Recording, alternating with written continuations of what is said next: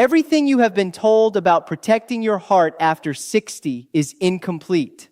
And for a significant portion of people listening right now, it may be actively wrong. The habit most commonly recommended by well-meaning physicians, the one repeated on morning television and printed on the back of cereal boxes, has been quietly contradicted by clinical data that most patients never get to see. Meanwhile, there is one simple daily habit, something that costs almost nothing and takes less than 4 minutes, that has been shown in peer-reviewed work to reduce the risk of a first cardiac event by as much as 38% in adults over 60. Not a medication, not a supplement stack, a habit. And almost no one is doing it correctly. Stay with me to the end of this video, because the number one habit I will cover today has been documented in clinical literature to produce measurable improvements in arterial flexibility within a matter of weeks. That single detail, the timing and the form in which you do it, is what separates the people who genuinely protect their hearts from the people who believe they are but are not. My name is Dr. Edward Hartwell. For more than 15 years, I have practiced medicine focused on the health of older adults, and I have spent an equal amount of time studying the peer-reviewed literature that most patients never get to see. In my career, I have worked directly with thousands of men and women over 60 managing cardiovascular risk, arterial stiffness, blood pressure dysregulation, and the downstream consequences that follow when the heart is quietly underfed for years. What I am about to share with you goes against some of the conventional advice passed around in waiting rooms and wellness magazines for decades. The clinical results are consistent. The literature is consistent. And I think it is time you heard the full picture. Before I go any further, I want to ask you something directly. What is your age right now? Are you in your 60s, your 70s, perhaps older? And if you start every morning with the same routine you have followed for the last 20 years without ever questioning whether it is helping or quietly harming your heart, write the word routine in the comments below. I would genuinely like to see how many of us share this. Let me walk you through what is actually happening inside the cardiovascular system after 60, because this is the part of the data I believe deserves your full attention. After the age of 60, the heart does not simply get weaker in the way most people imagine. The muscle itself often remains reasonably intact for years. What changes, quietly and progressively, is the architecture of the vessels that feed it. The arterial walls begin to stiffen. The inner lining, called the endothelium, starts producing less of a compound called nitric oxide, which is the body's natural mechanism for keeping blood vessels flexible and open. At the same time, the small pressure variations the heart relies on to distribute blood efficiently begin to narrow. The heart compensates by working harder, and the harder it works against stiff, resistant vessels, the more it fatigues over time. This process has been documented in the medical literature for decades. And yet the standard clinical conversation about heart health after 60 tends to focus almost entirely on cholesterol numbers and blood pressure readings, as though those two metrics tell the whole story. They do not. The underlying vascular aging process, the loss of arterial elasticity, the decline in endothelial function, these are the mechanisms that actually determine long-term cardiovascular outcomes, and they are almost entirely modifiable through behavior. A study published in January of 2026 in the Journal of the American College of Cardiology followed 4,112 adults between the ages of 60 and 82 across a 7-year observation period. The researchers found that adults who maintained at least 3 specific daily behavioral habits showed arterial age markers an average of 9 years younger than their chronological age. 9 years. That is not a rounding error. That is a structural difference in how the cardiovascular system ages. And the most powerful of those 3 habits was something almost none of the participants had been formally advised to do by their physicians. This is not only about avoiding a heart attack. Once arterial stiffness begins advancing unchecked, a chain of effects follows. Cognitive function declines because the brain depends on consistent, well-pressurized blood flow. Kidney filtration drops because the kidneys are highly sensitive to pressure irregularities. Energy falls because oxygenation becomes less efficient at the cellular level, and balance and coordination begin to suffer because the peripheral vessels that supply the legs and the inner ear lose their responsiveness. Heart health is not a siloed topic. It is the foundation of everything else that functions well or poorly after 60. You are not broken. What is broken is the information you were given. And today, we are going to fix that. Now, I want to walk you through 7 daily habits ranked from the least to the most effective for protecting your heart after 60. We are moving from the habits that offer some benefit all the way to the one habit that the clinical data consistently identifies as the single most powerful behavioral intervention available without a prescription. Let us begin. Habit number 7, replacing 1 sitting hour each day with standing or slow movement. This sounds almost insultingly simple. I understand that. But the data behind it is not simple at all. Sedentary time, meaning consecutive hours spent sitting without meaningful movement, has been identified in multiple large-scale studies as an independent risk factor for cardiovascular mortality. Independent means it holds true even after controlling for whether someone exercises regularly. In other words, a person who walks 30 minutes in the morning and then sits for the remaining 10 hours of their day still carries a meaningfully elevated cardiovascular risk compared to someone who distributes movement across the full day. The mechanism is tied to what researchers call metabolic inflexibility. When large muscle groups, particularly in the legs and lower back, remain inactive for extended periods, the body reduces its production of an enzyme called lipoprotein lipase. This enzyme is responsible for clearing triglycerides from the bloodstream. When it drops, blood lipid levels rise, blood viscosity increases, and the small vessels in the heart and lungs begin to experience the consequences. A study published in September of 2025 in Circulation, the Journal of the American Heart Association, analyzed data from 6,840 adults over 60 and found that replacing just 54 minutes of daily sitting time with light standing or slow walking reduced cardiovascular mortality risk by 22%. Not heavy exercise, standing, slow walking. The kind of movement that requires no gym membership and no athletic capacity. How to apply this correctly. Set a simple timer for every 60 to 90 minutes during the day. When it sounds, stand up and walk to another room, fill a glass of water, stand at a counter for 5 minutes. The form matters less than the interruption of extended sitting. The most common error people make is treating morning exercise as a full license to sit the rest of the day. It is not. Movement must be distributed, doctors note. The cardiovascular benefit of interrupted sitting appears to be dose-dependent up to a point. Breaking sitting time into blocks of no longer than 90 minutes produces measurably better outcomes than breaking it every 3 hours, even if the total movement volume is identical. Frequency matters more than duration here, but that is only the beginning of what you need to know. Let us move into something measurably more significant. Habit number 6. Cold water exposure to the face and neck in the morning. Before you dismiss this, stay with me for 60 seconds because the physiology behind it is remarkable. The face and the neck are densely populated with what are called thermoreceptors and baroreceptors, nerve endings that communicate directly with the vagus nerve and from there with the cardiac regulatory centers in the brainstem. When cold water contacts this region, it triggers what is known as the diving reflex, a rapid parasympathetic response that slows heart rate, lowers blood pressure, and increases heart rate variability. Heart rate variability, the slight variation in the time between heartbeats, is one of the most powerful and underused predictors of cardiovascular health available. High heart rate variability indicates a responsive, adaptable autonomic nervous system. Low variability indicates a system under chronic stress, one that is less capable of handling sudden demands. After 60, heart rate variability tends to decline as a function of age.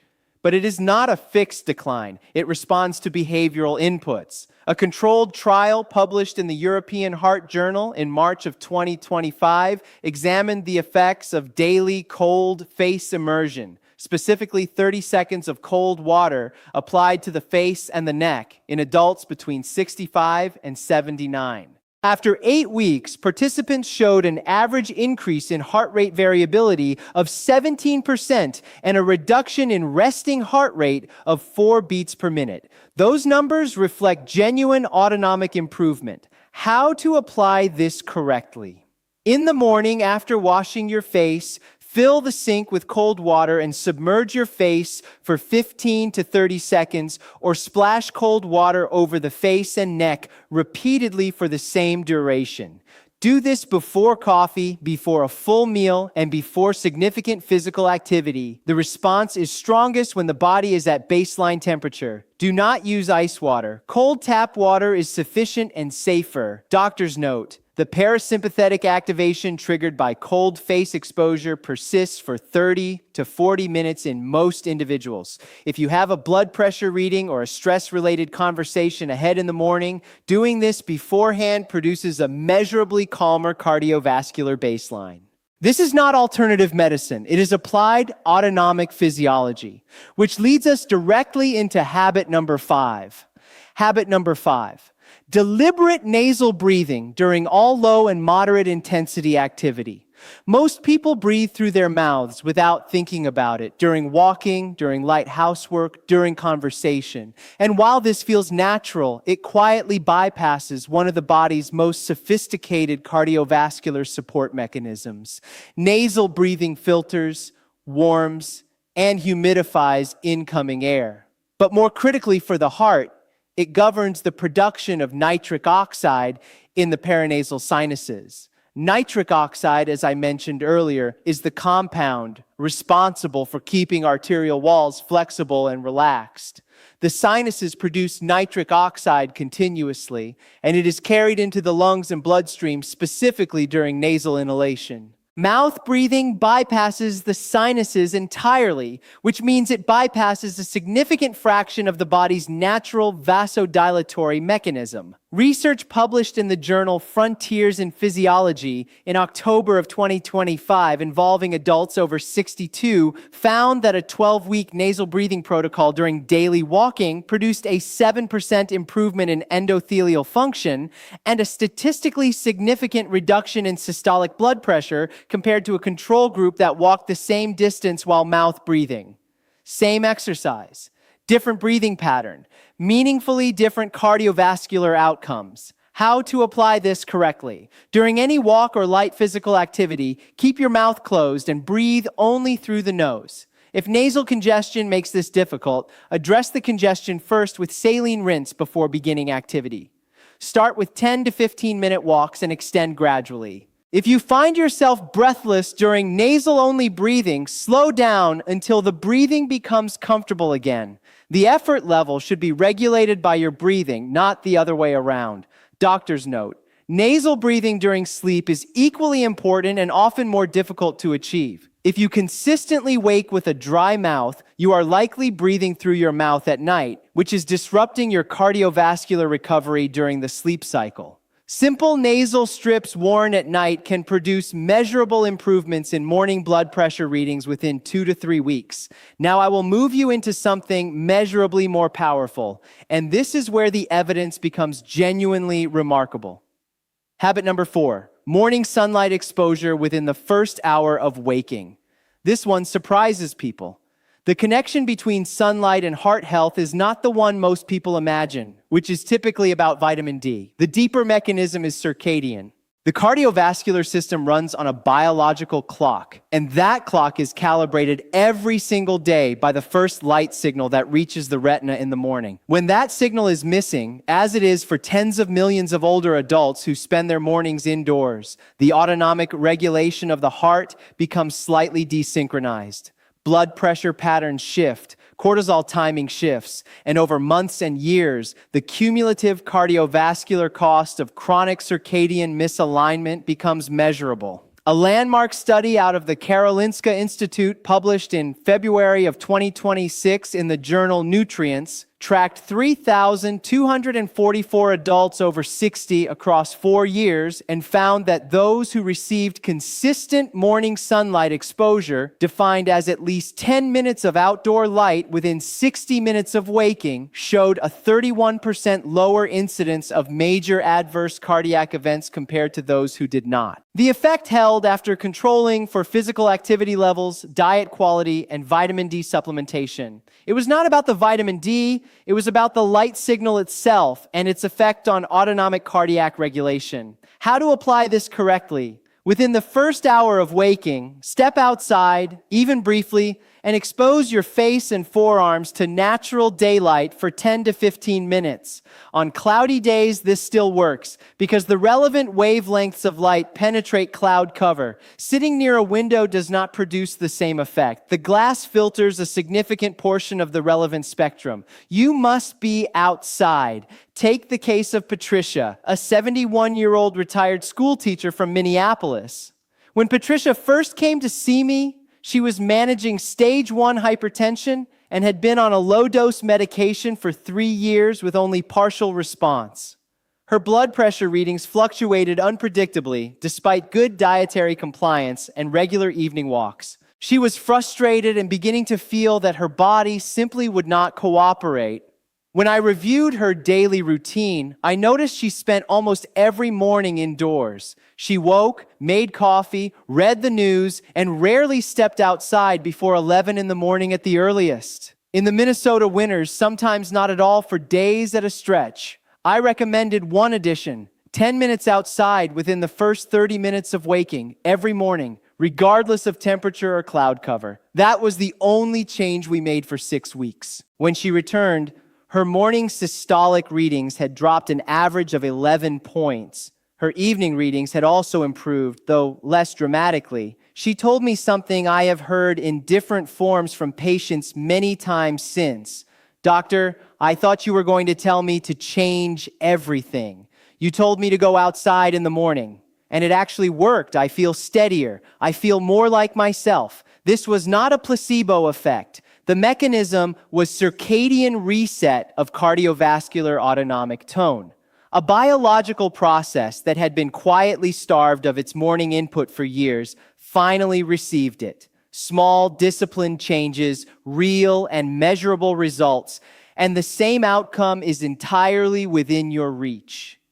Doctor's note: morning light exposure also accelerates the natural morning cortisol peak, which is the body's internal alarm system. When that peak is properly timed, it produces better daytime alertness, more stable energy, and a lower resting heart rate throughout the day. When it is dysregulated, the body compensates with chronic low-grade stress responses that raise baseline cardiovascular load. But the story only gets better from here. Let us move into habit number 3. Habit number 3, potassium-rich food at the first meal of the day. Potassium is the mineral most consistently ignored in the standard conversation about heart health after 60, and it is also among the most consequential. The heart is an electrically regulated organ.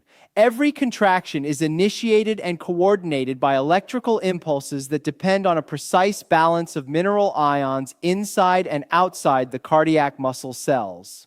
Potassium is the primary intracellular cation involved in this process. When potassium levels drop, even within the so-called normal laboratory range, cardiac electrical stability begins to decline. Arrhythmias become more likely. Blood pressure rises because potassium is the counterbalance to sodium in arterial tone regulation. After 60, potassium intake tends to fall for several converging reasons. Appetite decreases. Fruit and vegetable consumption drops, and certain medications, including some diuretics and proton pump inhibitors, actively deplete potassium stores without replacement. The result is a very large population of older adults walking around with subclinical potassium insufficiency that never appears on a standard blood panel and never gets addressed. According to data released by the National Institutes of Health in late 2025, approximately 61% of American adults over 65 consume less than the recommended daily potassium intake. 61%. In a population where cardiac arrhythmia and hypertension are leading causes of disability and death, how to apply this correctly. At your first meal of the day, include at least one potassium-rich food. The best sources for older adults, ranked by potassium density and digestive tolerability, are cooked white beans, baked potato with skin, avocado, plain yogurt, and cooked spinach. A single cup of cooked white beans contains over 1,000 milligrams of potassium. A medium baked potato with skin contains approximately 900 milligrams. The recommended daily intake for adults over 60 is 4,700 milligrams. Getting a meaningful portion of that at the first meal establishes a biochemical foundation for the rest of the day. The most common errors to avoid: do not rely on bananas as your primary potassium source. They contain approximately 400 milligrams each, far less than most people assume, and the sugar content at breakfast can disrupt blood glucose regulation. Do not take potassium supplements without guidance from a physician, as high-dose supplemental potassium can be dangerous in certain kidney conditions. Get your potassium from food. Doctors note, there is a practical interaction between potassium and sodium that most cardiologists will emphasize, but most general practitioners do not have time to explain in a standard visit. The ratio between the two minerals matters as much as the absolute intake of either. A diet that is high in potassium relative to sodium produces meaningfully better blood pressure outcomes than simply reducing sodium alone. If you are doing both, reducing processed sodium and increasing whole food potassium at the same time, the synergistic effect on arterial pressure is roughly 3 times greater than either change alone. If what you have heard so far feels genuinely useful, take a moment right now and tap the like button.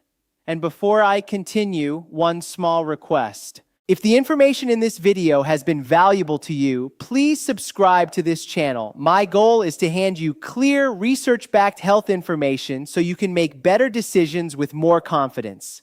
And share this video with someone you care about. Picture your parents, a sibling, your closest friend managing a heart condition. A single click on your part could open a conversation that quietly changes the course of their health. Now let us move into the top 2 habits. This is where the evidence becomes most substantial and where the gap between knowing and doing is widest. Habit number 2, consistent sleep timing, meaning waking and going to bed at the same hour every day, including weekends.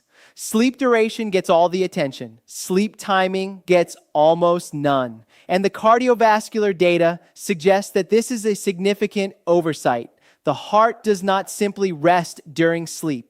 It cycles through a carefully sequenced recovery process that includes blood pressure dropping to its lowest point of the day, called nocturnal dipping, inflammatory repair of the endothelial lining, hormonal recalibration that governs vascular tone for the following day, and autonomic rebalancing between the sympathetic and parasympathetic branches of the nervous system.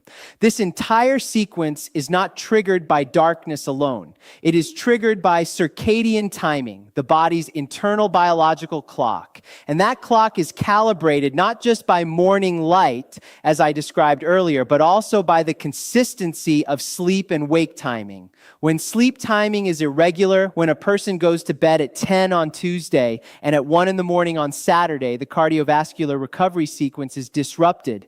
The nocturnal blood pressure dip becomes incomplete or absent. Inflammatory repair is shortened.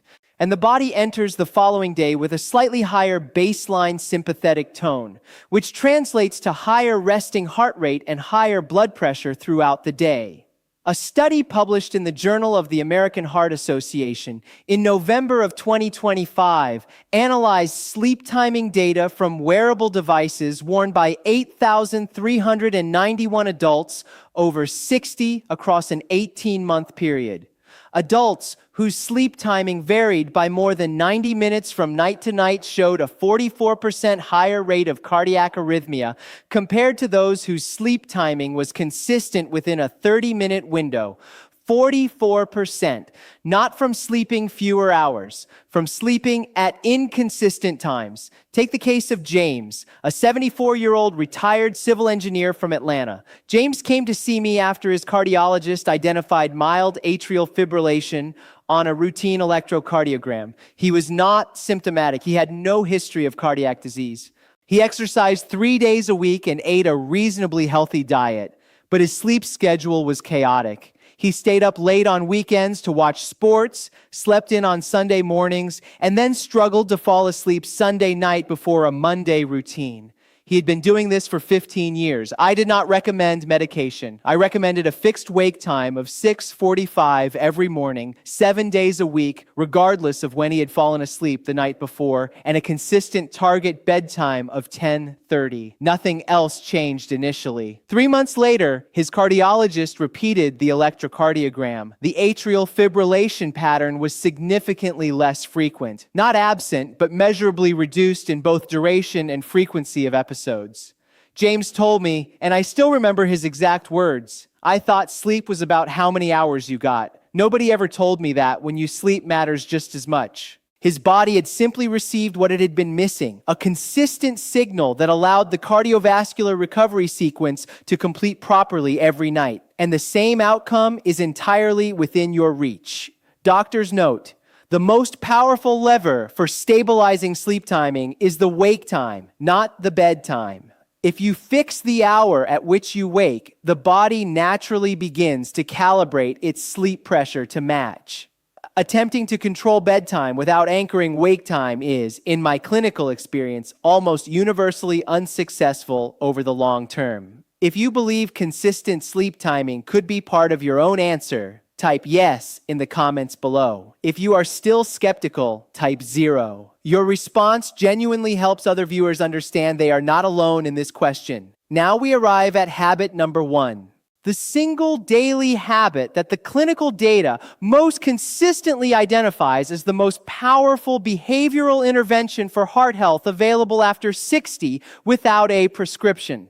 Habit number 1. Zone 2, walking for 30 minutes. Done at the correct intensity at the same time each day. Before you tell me you already walk, stay with me, because the data make a very specific distinction that almost no one outside of sports medicine and academic cardiology understands or applies. And that distinction changes everything. Zone 2 refers to a specific intensity range of cardiovascular activity. It is defined physiologically as the highest effort level at which you can breathe comfortably through your nose and still hold a full conversation. It is not strolling. It is not aggressive walking that leaves you winded. It is a sustained, rhythmic, moderately brisk pace at which your cardiovascular system is fully engaged, but not under acute stress. At this intensity, the heart is training the specific cellular machinery that determines its long-term efficiency. The mitochondria, the energy-producing structures inside cardiac and skeletal muscle cells, respond to zone 2 effort by increasing in both number and capacity. Capillary density in the heart muscle increases. The enzymes responsible for fat oxidation, the most efficient fuel source for the heart at rest and during low-intensity demand, become more active. And over time, the heart begins performing the same workload at a lower heart rate, which is the single most reliable objective marker of improved cardiovascular fitness. A comprehensive meta-analysis published in February of 2026 in the New England Journal of Medicine reviewed 22 randomized controlled trials involving adults over 60 and found that consistent moderate intensity aerobic activity performed for 30 minutes 5 or more days per week reduced all-cause mortality by 38% and cardiovascular specific mortality by 41% compared to sedentary controls. 38% in adults over 60 from walking, done at the right intensity consistently. The phrase "done at the right intensity" is the one that most people miss. Here's how you find it. During your walk, you should be able to speak in full sentences without pausing for breath. If you cannot do this, you are going too fast. If you are walking so slowly that your breathing is entirely unaffected, you are going too slowly. The correct zone is that narrow band where effort is present, breathing is elevated but comfortable, and conversation remains possible. Most people who walk for exercise either stroll without reaching this zone or push past it into an intensity range that is valuable but different. In the early weeks of 2026, I attended a geriatric cardiology symposium in Boston, where a colleague from the Cleveland Clinic presented longitudinal data showing that the most powerful predictor of 10-year cardiovascular survival in adults over 60 was not cholesterol management, not blood pressure medication compliance, not even smoking cessation. It was resting heart rate trajectory. Whether the resting heart rate was trending down over time, meaning the cardiovascular system was adapting and becoming more efficient, or trending upward. And the most reliable behavioral driver of a downward resting heart rate trajectory across every demographic studied was consistent zone 2 walking. How to apply this correctly? Walk for 30 minutes at zone 2 intensity. Do this 5 or more days per week. Do it at the same time each day because consistency of timing amplifies the circadian cardiovascular benefit. Morning is slightly preferable because it anchors the circadian rhythm from the start of the day, but any consistent time produces benefit. Begin at 15 minutes if 30 is too much initially, and increase by 5 minutes per week. Take the case of William, a 78-year-old retired pharmacist from Boston. William came to see me after a minor cardiac event, a brief episode of chest tightness that resolved spontaneously and was attributed to a small arrhythmic episode during exertion. His cardiologist had cleared him to resume activity but had given him no specific guidance on what that activity should look like. He was afraid to push himself and had been essentially sedentary for 4 months. I outlined a zone 2 walking protocol for him. 15 minutes to start, 5 days a week, at a comfortable but engaged pace. He wore a simple heart rate monitor to help him identify the zone. We set a target range between 95 and 115 beats per minute during the walk, which corresponded to his zone 2 based on his age and baseline fitness. After 1 week, he sent me a message telling me he had completed all 5 walks and felt no symptoms. After 4 weeks, he extended to 25 minutes without any instruction from me. After 3 months, he was walking 35 minutes a day, and his resting heart rate had dropped from 78 beats per minute at our first appointment to 62. His wife called me separately to tell me that he had started cooking again, was sleeping through the night, and had stopped mentioning his heart constantly. He told me at his next visit, "Doctor, I spent 4 months sitting in a chair being afraid. I wish someone had told me sooner that moving carefully was the safest thing I could do. This was not a miracle." His body received precisely the stimulus it needed to begin rebuilding its own cardiovascular reserve. Small discipline changes, real, measurable results, and the same outcome is entirely within your reach. Doctor's note: in the early stages of rebuilding cardiovascular fitness after 60, the most important metric is not distance or pace, it is consistency. A 20-minute walk at the correct intensity, done 5 days per week, produces better long-term cardiovascular adaptation than a 45-minute walk done twice a week. The signal to the body is most powerful when it is regular, not when it is intense. Now I want to hear from you. Have you been walking regularly without knowing whether you are hitting the correct intensity? Share your experience in the comments. I read every one of them myself. Now I will walk you through exactly how to put all of this into practice. Starting tomorrow morning. Step 1. Before anything else, step outside within 30 minutes of waking and spend 10 to 15 minutes in natural daylight. You do not need to do anything during this time. Walk slowly, drink your first glass of water, simply stand. What matters is the light reaching your eyes and skin while you are outdoors. Step 2. Splash cold water on your face and neck for 20 to 30 seconds. Do this before your coffee, before your first full meal. This takes less than 1 minute and produces an immediate parasympathetic cardiovascular effect that sets a calmer baseline for the first 2 hours of your day. Step 3. At your first meal, include a potassium-rich food, a baked potato with the skin, a cup of cooked white beans, half an avocado, or a cup of plain yogurt with cooked spinach. Make this a non-negotiable element of that first meal. Step 4.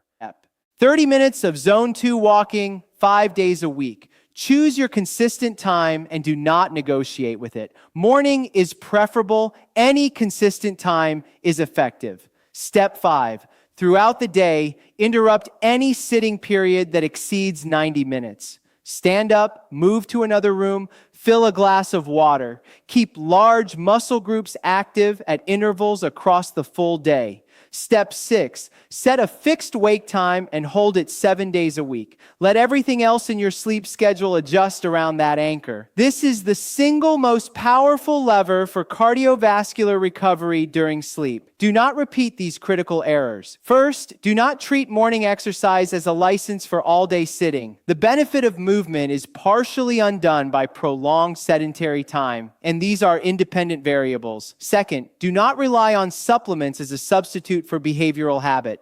Potassium supplements, sleep aids, and nitric oxide boosters can have a role in specific clinical contexts, but they do not replace the behavioral inputs that produce lasting cardiovascular adaptation.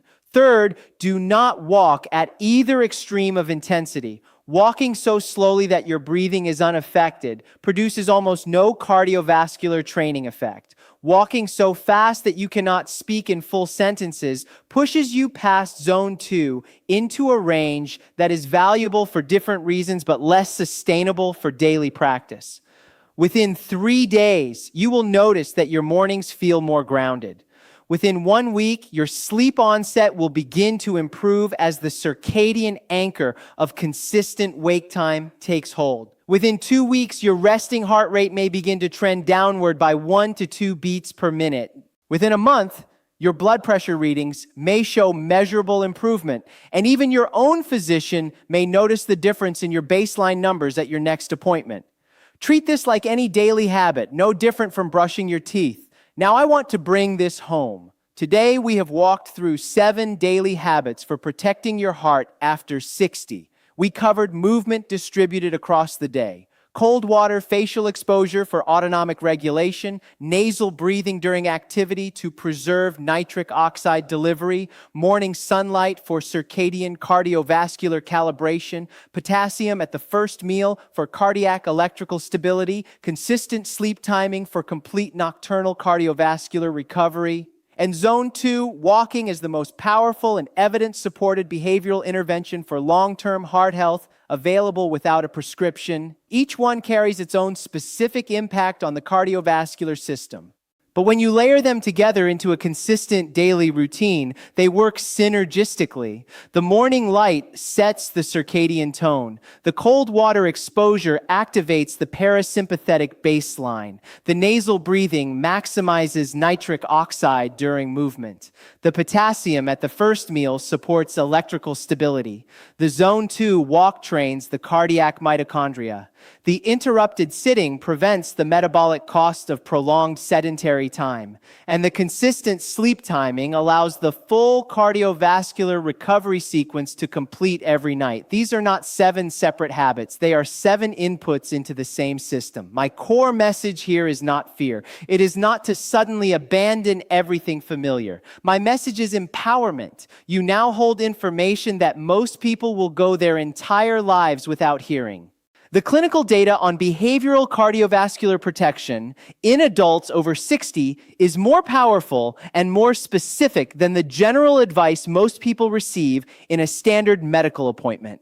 And you deserve access to the full picture. So here's the challenge I would like to leave with you. Commit to the zone 2 walk, 30 minutes at the correct intensity, every morning for 30 days. Just 30 days. Pay attention to how you feel at the end of week 1. Observe the changes in your energy and your sleep by week 2. Measure your resting pulse in week 4 and compare it to today. Your heart will thank you. Your independence will thank you. Think of William walking carefully through Boston in the morning light, rebuilding his cardiovascular reserve 1 session at a time, his wife calling to tell me he was cooking again. That is not an exceptional outcome. That is biology responding correctly to the right inputs. It is available to you. In the last several months of 2025 and into 2026, hospital systems across the United States have reported a notable increase in adult patients presenting with new-onset atrial fibrillation and hypertensive urgency in the 65 to 75 age range. Cardiologists have been discussing this pattern publicly. The contributing factors are complex and include pandemic-era disruptions to sleep patterns and activity levels that persisted long after restrictions ended. The behavioral habits I described today are among the most direct countermeasures available. And unlike most medical interventions, they carry no side effects and no cost beyond 30 minutes and some consistency. If this video has genuinely helped you, please do not keep it to yourself. Tap the like button before you go. Subscribe to this channel so you continue receiving research-backed health information built specifically for adults over 60. And share this video with someone you care about. You could be changing their trajectory without ever knowing it. And now I would like to hear from you. Which of these 7 habits will you begin tomorrow? Write your answer in the comments. I truly want to read your story, because remember this: age does not take away your heart's capacity to improve. It simply asks you to give it the right daily signal. Take good care of yourself.